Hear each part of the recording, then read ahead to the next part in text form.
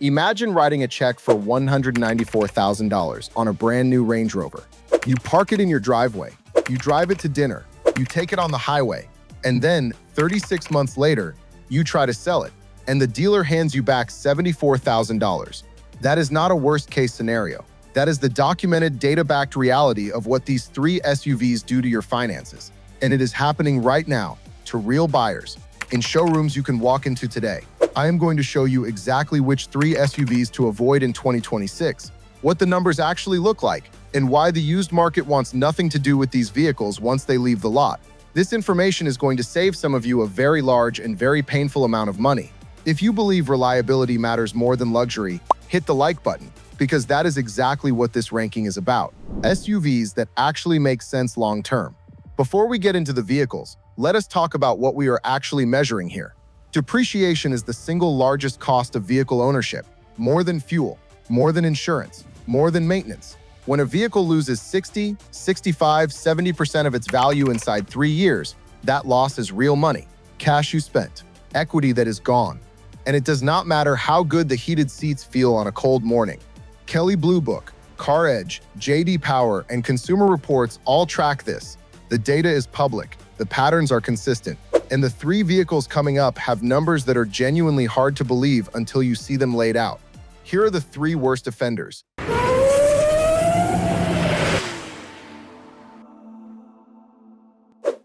Number 3. Maserati Grecale Trofeo.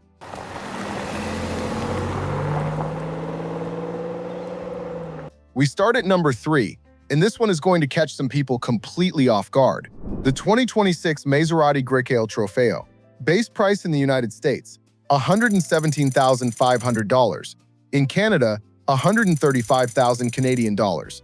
In Australia, in the United Kingdom, 95,000 British pounds. Now here's what the brochure does not tell you. By year 3, Kelley Blue Book data on premium Italian performance SUVs shows these early generation models regularly dropping 55 to 60% in the first 24 months alone. For the Trofeo specifically, the 3-year depreciation sits between 70 and 75%. Let that land for a second. You spend $117,000 today. In 36 months, the trade-in value on this vehicle is roughly $32,000. You have lost $85,000. That is the price of an entire luxury sports car, completely erased, while you were just driving to work. So why does the used market reject this car so completely? Start with the engine. The Trofeo trim runs a Nettuno 3.0-liter twin-turbo V6, adapted directly from the MC20 supercar. It makes 523 horsepower, and it is genuinely impressive. But a supercar-derived engine inside a daily driven compact SUV means every single service visit is priced at supercar rates. Routine spark plug changes, valve servicing, belt work. All of it requires specialized labor that most shops simply cannot perform. And when something bigger breaks, the parts have to come from Modena, Italy. That is not a figure of speech. Maserati's dealership footprint across Canada, Australia, and the United Kingdom is so thin that major powertrain components are shipped directly from Italy when they are needed. Month-long waits, shipping markups, premium labor on top of premium parts. Used buyers look at that ownership picture and walk away immediately. And then there is the interior. Despite the $117,000 price tag, the touchscreens and switchgear inside this vehicle pull from the Stellantis corporate parts bin, the same group of components shared with Jeep and Dodge. Second-hand buyers figure this out quickly. They realize they are being asked to pay supercar maintenance costs for technology that shares its DNA with a rental car.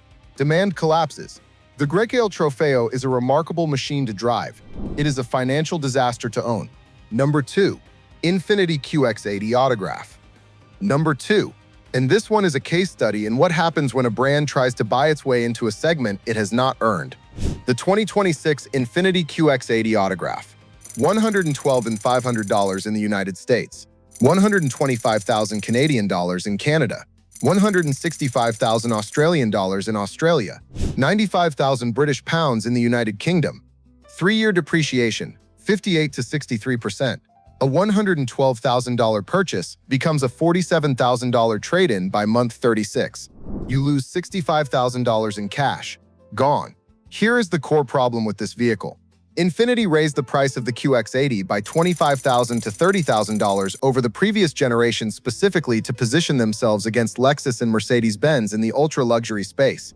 The market has not accepted that repositioning, and the used car market is brutally honest about brand equity in a way that new car marketing never is.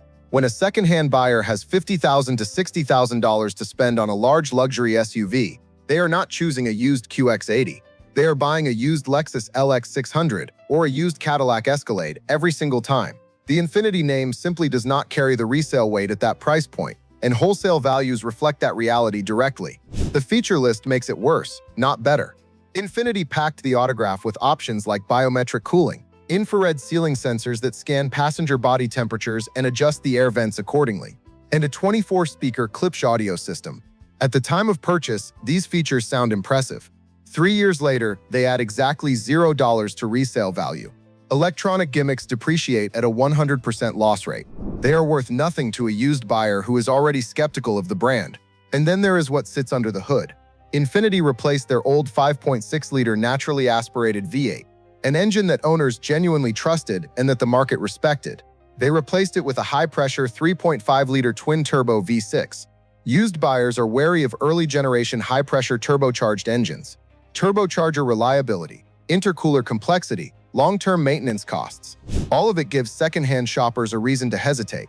And in this price bracket, hesitation means they go buy something else. Infiniti tried to spend their way into the luxury tier. The used market is sending the bill back. Number 1. Land Rover Range Rover Autobiography, P530. And now number 1. The vehicle that produces the single largest dollar amount loss of any SUV you can buy in 2026.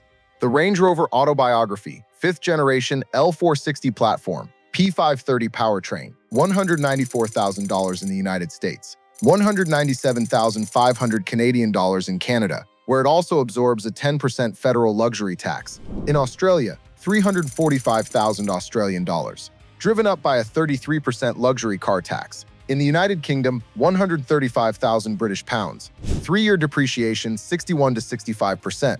At a global average purchase price of around $195,000, you lose roughly $120,000 in equity in 36 months. That breaks down to approximately $110 in lost value every single day you own it. Every morning you wake up, $110 of your money is simply gone. Land Rover consistently ranks in the bottom 3 of J.D. Power's Global Dependability Study. The United Kingdom's What Car Reliability Survey puts them in the same basement position year after year. This is not a news story. It is a documented, consistent track record. The used market knows exactly what it is dealing with. The L460 platform runs an advanced electronic air suspension with dynamic response systems throughout the vehicle. Out of warranty, a single leaking air strut or failed compressor costs between $3,500 and $5,000 to repair. That is one component, one failure. And air suspension problems on these platforms are not rare. They are expected. The P530 powertrain drops Land Rover's previous engine for a BMW-sourced 4.4-liter twin-turbo V8. The engineering is genuinely impressive. The repair experience is not. The engine bay is extraordinarily tight. Oil line access, cooling channel work, any labor-intensive repair on this block requires hours upon hours of teardown before a technician even reaches the problem. Used buyers know this. They price it in, and then they walk. The electronic story is the same. Dual processor architecture, running the Pivi Pro infotainment system, electronic active anti-roll bars, motorized door handles. All of it is sophisticated, and all of it is expensive to diagnose when something goes wrong after the factory warranty ends. A single faulty wiring harness or a sensor fault can cost thousands of dollars in diagnostic labor before a single part is even ordered. You are not just buying a luxury SUV. You are buying a financial commitment that extends well past the purchase price, and the used market has fully priced in the risk of that commitment. So what do you actually do with this information? First, run the VIN on any used example of these vehicles before you get emotionally attached to one. Go to nhtsa.gov. 2 minutes. Free. See exactly what recalls and field failures are attached to that specific vehicle before you write a check. Second, do not let a discounted asking price convince you that you are getting a deal. A $20,000 markdown on a vehicle with $40,000 in likely repair exposure is not a deal. It is a trap. Third, if you want a large luxury SUV that actually holds value and does not punish you for owning it, the current data points toward the Lexus LX600 and the Cadillac Escalade, as meaningfully stronger options on both reliability and resale. The automotive industry will sell you the dream of owning any one of these vehicles. The depreciation curve, the repair bills, and the trade-in offer you get 3 years from now. Those are the parts that do not make it into the commercial. The data is public. The numbers do not lie. What you do with them is entirely up to you. If this video saved you from a decision you would have regretted, share it with someone who is SUV shopping right now. Subscribe for more data-driven analysis that the dealerships would rather you never see, and drop a comment below. If you have owned any of these vehicles, I want to hear exactly what your experience has been.